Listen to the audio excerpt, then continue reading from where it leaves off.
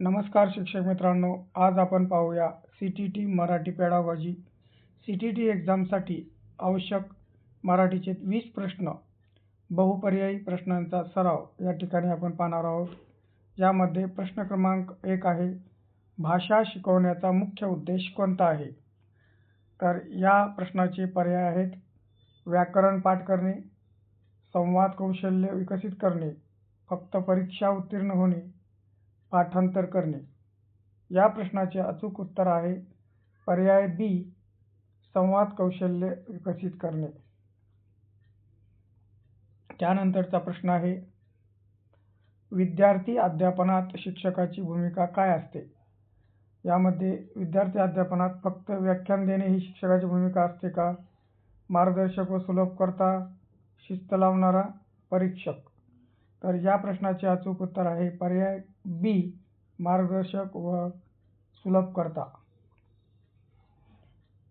पुढचा प्रश्न आहे, मातृभाषेत शिक्षण दिल्यास काय लाभ होतो? मातृभाषेत शिक्षण दिल्यास गोंधळ वाढतो, संकल्पना सहज समजतात, शिकणे कठीण होते आणि भाषा विकास थांबतो। या प्रश्नाचे अचूक उत्तर आहे संकल्पना सहज समजतात, पर्याय बी। प्रश्न क्रमांक 4 आहे, भाषा आत्मसात करण्याची प्रक्रिया प्रामुख्याने कशी असते? नैसर्गिक, कृत्रिम, जबरदस्तीची, पाठावर आधारित? या प्रश्नाचे अचूक उत्तर आहे पर्याय ए, नैसर्गिक।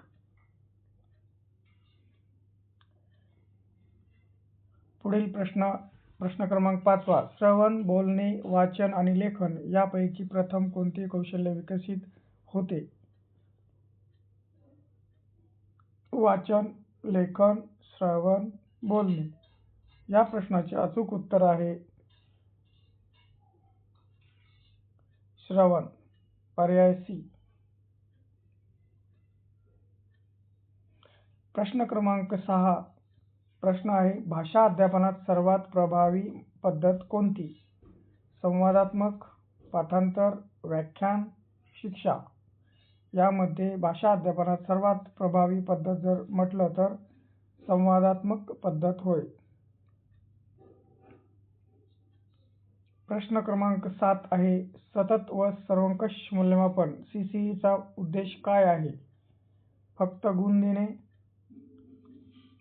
विद्यार्थ्यांचा सर्वांगीण प्रगतीचे मूल्यमापन करणे, नापास करणे, स्पर्धा वाढवणे?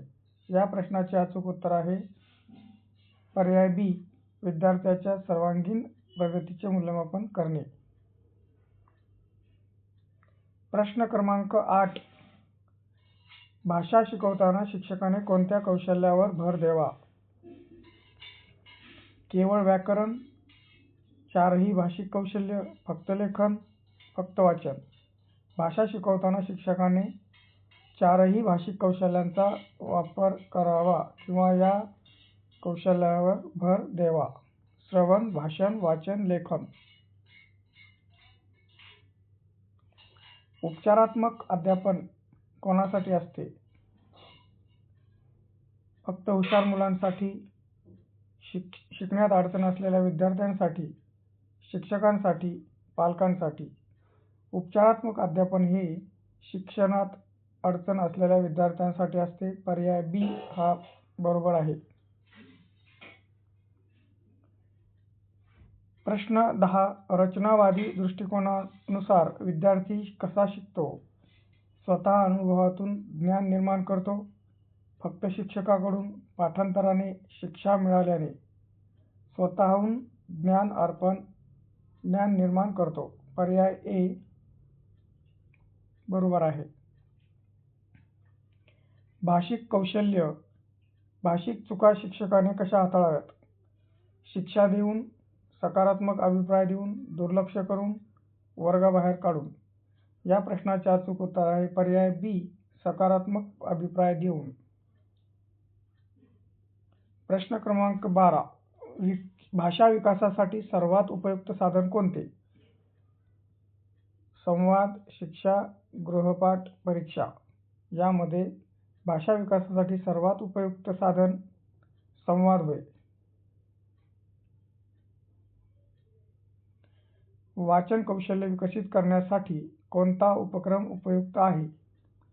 मोठ्याने वाचणे, शिक्षा, पाठांतर, लेखन. वाचन कौशल्य विकसित करण्यासाठी पर्याय ए मोठ्याने वाचन हा उपक्रम उपयुक्त आहे. भाषा अध्यापनात TLM म्हणजे काय? भाषा अध्यापनात TLM म्हणजे teaching learning material, teacher learning method, test learning method आणि टोटल लँग्वेज मेथड यापैकी योग्य पर्याय आहे टीचिंग लर्निंग मटेरियल. भाषा शिकण्यातील प्रेरणा वाढवण्यासाठी शिक्षकांनी काय करावे? भीती निर्माण करावी, प्रोत्साहन द्यावे, शिक्षा करावी, फक्त परीक्षा घ्यावी.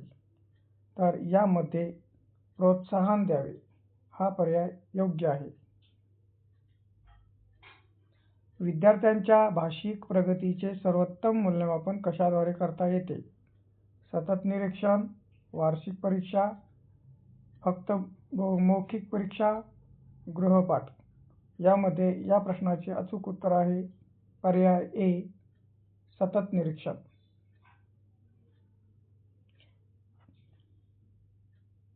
नंतरचा प्रश्न आहे भाषा अध्यापनात समूह कार्याचा मुख्य फायदा कोणता? संवाद कौशल्य वाढते, वेळ वाया जातो, गोंधळ होतो, अभ्यास कमी होतो. या प्रश्नाचे अचूक उत्तर आहे पर्याय ए संवाद कौशल्य वाढते. भाषेतील सर्जनशीलता विकसित करण्यासाठी कोणता उपक्रम योग्य आहे? कथालेखन, शिक्षा, पाठांतर, फक्त प्रश्नोत्तरे. या प्रश्नाचे अचूक उत्तर आहे पर्याय ए कथालेखन. प्रश्न क्रमांक 19. भाषा अध्यापनात शिक्षकाने विद्यार्थ्यांच्या चुका कशा पाहाव्यात? पर्याय आहेत शिकण्याची संधी म्हणून, अपयश म्हणून, शिक्षा देण्याचे कारण म्हणून, दुर्लक्ष करण्यासारखे. यामध्ये योग्य पर्याय आहे शिकण्याचे संधी म्हणून. पर्याय ए बरोबर आहे. आणि 20वा प्रश्न आहे CTETच्या भाषा अध्यापनशास्त्रात कोणत्या दृष्टिकोनाला सर्वाधिक महत्त्व दिले जाते? विद्यार्थी केंद्रित दृष्टिकोन, शिक्षक केंद्रित दृष्टिकोन, पाठांतर दृष्टिकोन, परीक्षा दृष्टिकोन.